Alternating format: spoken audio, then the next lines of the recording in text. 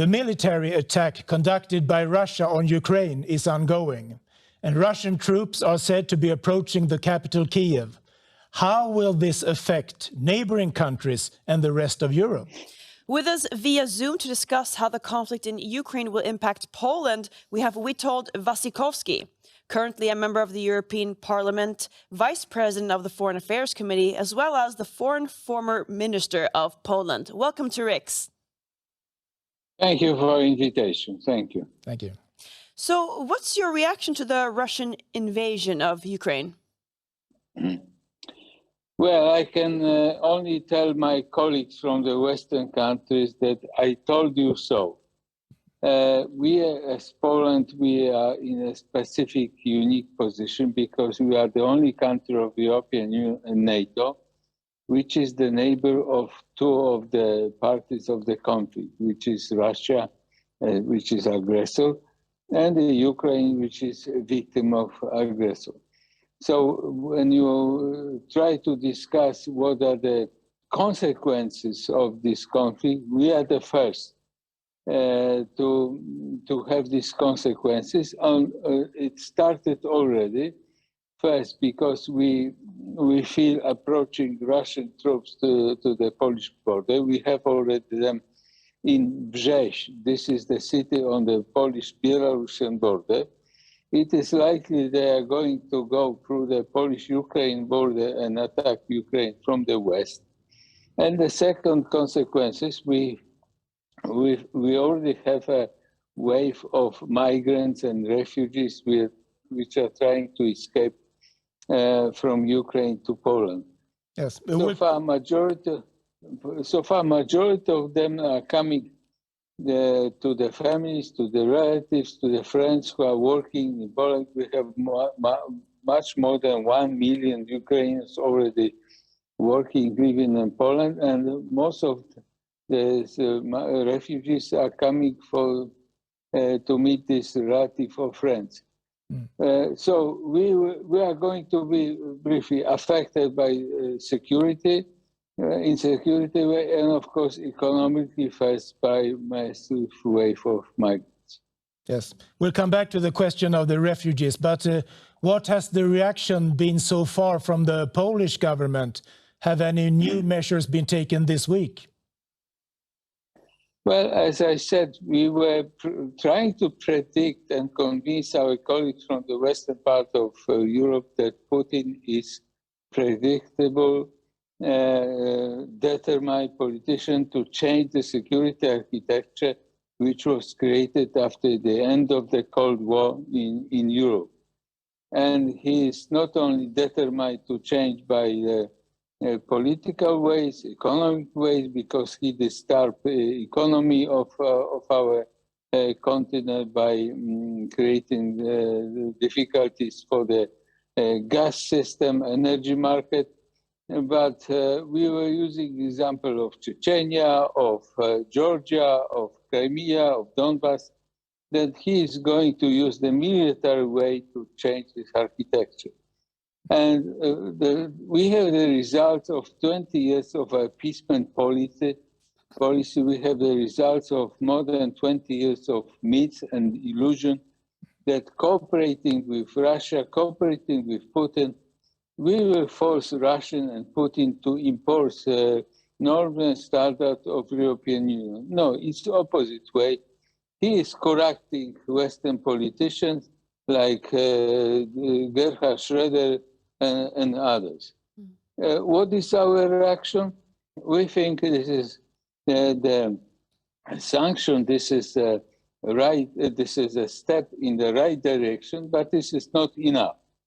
These economic sanctions, if are going to be implemented by the member states of the European Union, first, it takes weeks or months maybe to implement them, and then we have to wait a year or two for the results of these actions. For the next 2 years, nothing wrong will happen to the Russian government, a little bit to Russian economy. They had years to prepare for this scenario, and they accumulate a lot of money, funds to survive the next year. So our position is that we're supposed to have a tougher sanction. We're supposed to exclude them from the SWIFT operation. We're supposed to exclude them for any political activity of our institution, cultural activity, sport activity, and others. Last sentence. As an example, I cannot imagine that we will play soccer with Spartak Moscow. At the same time, the colleagues of these football players are shooting and bombing Ukraine. I cannot imagine they will watch the Bolshoi Theater in Paris, Stockholm, Warsaw, or Prague. At the same time, the colleagues of these artists are bombing Ukraine. So we're supposed to exclude them from our life, totally from our life. Let's get back to the issue on refugees. I know you mentioned this a little bit earlier as well, but is there any plan on how many Ukrainian refugees that Poland is going to take on? We don't have any limit. We didn't create any limit. Of course, the borders are open. The border cross check-ins are open. There are temporary shelter prepared already next to the borders. We can accept them even without proper documents. I know that after a few hours of identification, they can rest, they can take a meal, wash themselves, and they are evacuated further to the refugee camps if they need shelter in the refugee camps. Those who have, as I said, families and relatives and friends, they can free to go directly to the central part of Poland or some other countries, live with us, work with us, stay with us, or travel further. So we do not we don't pose any limits for these migrants and refugees. Mr. Waszczykowski, you talked about the problems with the economic sanctions, but what do you see? Would you like to see some kind of military aid to Ukraine at this moment?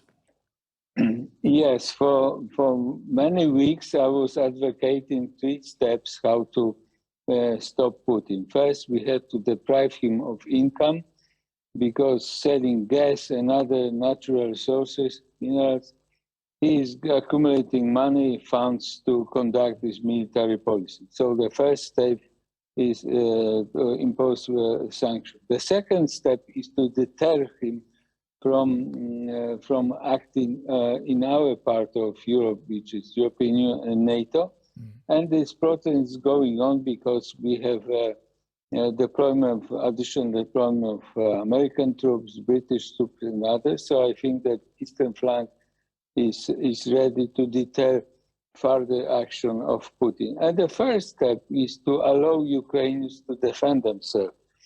That's why not only Americans, Brits, but also Lithuanians, Poles, and others were sending them for the last several weeks everything what they need. Anti-tank equipment, aircraft weapons, ammunition, and other things. We need to do this more.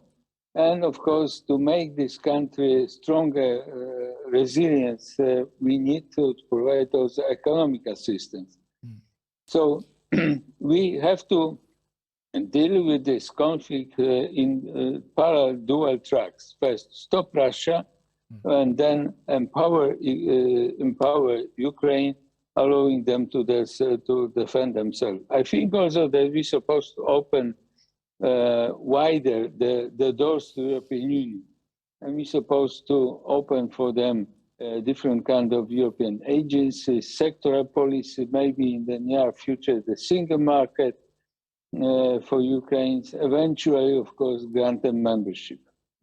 Can I just ask as well, how do you see Russia's ambitions? Are they going to stop with Ukraine, or will they continue with this?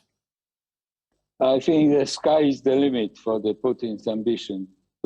Please remember that he was crying some years ago that collapse of the Soviet Union was the biggest tragedy in history of Russia. So he of course cannot reinstate Soviet Union, but he would like to reinstate the strength, the power of Russia to the level of Soviet Union. He would like to dominate in the former Soviet republics like Belarus, like Kazakhstan, like Ukraine.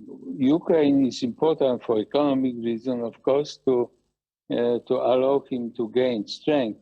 But Ukraine, also dominated by Russia, is important for him because he doesn't want to create alternative system on the territory of the former Soviet Union. I mean, alternative political economic system, which will be working like a magnet for other people from Russia. Just like China cannot stay alternative system in Taiwan, so Putin cannot stay alternative, prosperous, beneficial economic political system in Ukraine. That's why he wants to destroy Ukraine. But that's not all. He's criticizing security architecture in Europe. He speaks about the borders of the Soviet Empire, Tsarist Russia. So after Ukraine, he will go further, claiming also domination over Poland, Baltic countries, and other areas in Europe. And what is your view on the status of Belarus today? Do you regard Belarus as an independent country, or is it completely under the power of Moscow? Absolutely. Belarus was about a year ago totally dominated by Russia, by Moscow. Half a year ago, Belarus was used in a kind of a hybrid action against Poland when Lukashenko organized this hybrid action with so-called migrants or refugees who were trying to cross Poland and reach Western countries. We were successfully stopped this aggression, but Lukashenko is totally subordinated to Putin. He opened opened Belarus for the Russian troops, and I know that Russian troops attacking Ukraine, some of them operate from the military bases in Belarus. For instance, some planes attacking, starting from the airports in Homel and other areas in Belarus. Okay. Thank you so much, Mr. Waszczykowski, for joining us today to discuss this. My pleasure. You are welcome. Thank you very much for the invitation. Thank you. And thank you, everyone, for watching Riks.